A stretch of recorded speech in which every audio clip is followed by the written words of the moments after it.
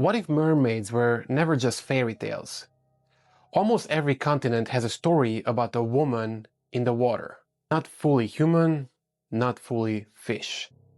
In Africa, she rises from rivers and offers wealth. In Japan, eating her flesh brings long life. In South America, she sings in the jungle at night. In Europe, she waits in cold lakes. In the ancient Middle East, she was worshipped as a goddess. Different names, different faces, but the same pattern. She appears near water, she is beautiful, and someone follows her. Someone does not come back the same. These stories were told long before the internet, long before ships crossed oceans. So how did the same creature show up everywhere? Was it just fear of deep water? Or were people just trying to explain something they all felt when they stood too close to the edge? And also, if mermaids are only fantasy, why does the story never disappear? Let's start with the first one, a Targatis. What if the first mermaid was a goddess?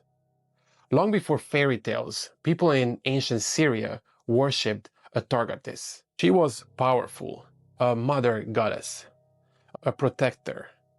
One legend says she fell in love with a human man, but something went wrong.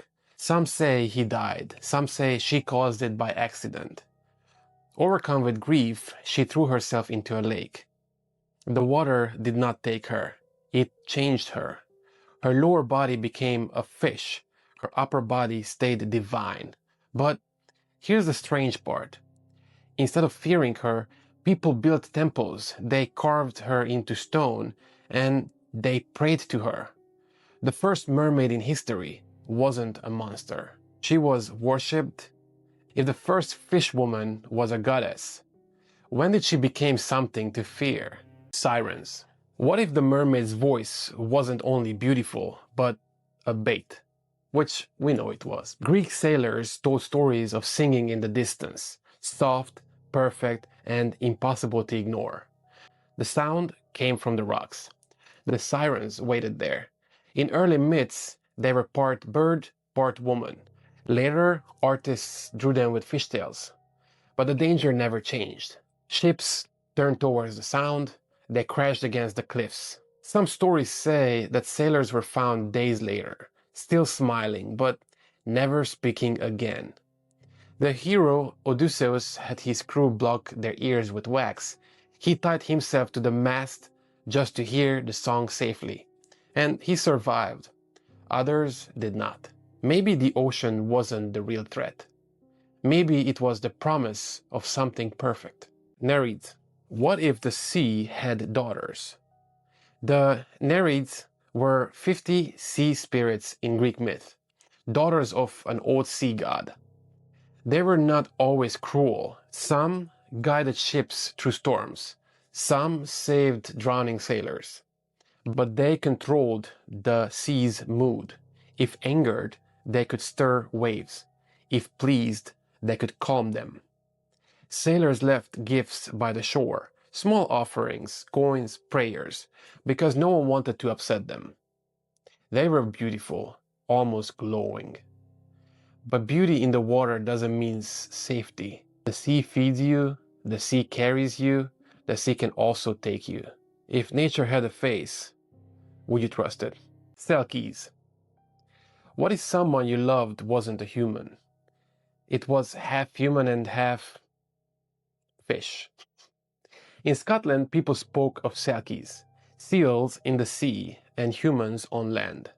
They could remove their seal skin and walk as women or men. But if someone stole that skin, the selkie was trapped. Many stories say a fisherman would find a selkie woman dancing on the shore. He would hide her skin and she would be forced to stay. She would marry, have children, live a quiet life. But she always searched for the skin. Years later, she would find it hidden in a chest. And she would leave. Sometimes her children would see a seal watching from the waves. No attacking, just watching. If love is built on something stolen, was it ever love? Melusine. Just like lizard people, there are mermaids between us. Actually, there are royals hiding a tail. Melusine looked like a noble woman, graceful, calm, mysterious. She agreed to marry a man on one condition: he must never spy on her during her private bath. For years he kept his promise, but, curiosity grows. One day he looked. He saw her lower body, two fishtails twisting in the water, or, in some stories, a serpent tail. He broke the promise, and everything collapsed. She vanished from the castle, but carvings of her remain on old European buildings, hidden in plain sight. If someone asked for one simple boundary, and you broke it, what would you lose? Your dignity? Mamiwata. Ancient mermaid stories are found all across the world. In Africa, beauty came with a price. The Mamiwata appears across West and Central Africa. She rises from rivers and oceans. Jewelry shining, hair flowing, she offers gifts, wealth, love, and healing. But nothing is free. Those who follow her often return different. Some leave their old lives behind. Some loses interest in everything they once cared about. She demands loyalty, respect, balance. In many villages, people still leave offerings near the water. Because she's not just a myth, she's power. Rusaki. In Slavic countries, the mermaids will lure the curious man and... oh well. Rusaki are Slavic water spirits. They are said to be young women who died in sorrow. At night, they rise from rivers. They laugh between the trees. Men walking alone might see one dancing near the shore, barefoot, smiling. If he steps closer, she invites him to dance. And some stories say she pulls him under, others say he is found later pale and silent. In old villages, people warned children not to swim alone in spring, because that was when the Rusaki were the strongest. Maybe they were not just spirits. Maybe they were a way to explain the unexplainable, the Niño. You can live forever if you eat a mermaid. In Japan, the Niño is not beautiful. It has a fish body and a strange human face. Its cry sounds like a flute in the distance. Catching one brings storms, but eating its flesh brings long life. One legend tells of a young girl who ate a Niño meat by accident. She stopped aging. Years passed, then decades, even centuries. She watched everyone she loved grow old. She stayed the same. Long life sounds like a gift until you are the only one left. If immortality cost you everyone you cared about, would it still be worth it? Yara. You always hear about the Greek mermaids, but what if I told you that mermaids exist even in the Amazon forest? Yara lives in the Amazon River. Some stories say she was once human, strong, skilled, and brave. But jealousy grew around her. She was thrown into the river, and the water changed her. Now she sings at night, and men hear her voice echo through the trees. They follow it. Some return days later, quiet, distant. Others never return at all. The Amazon is wide. It hides many things. If you heard your name whispered from the dark water, would you answer?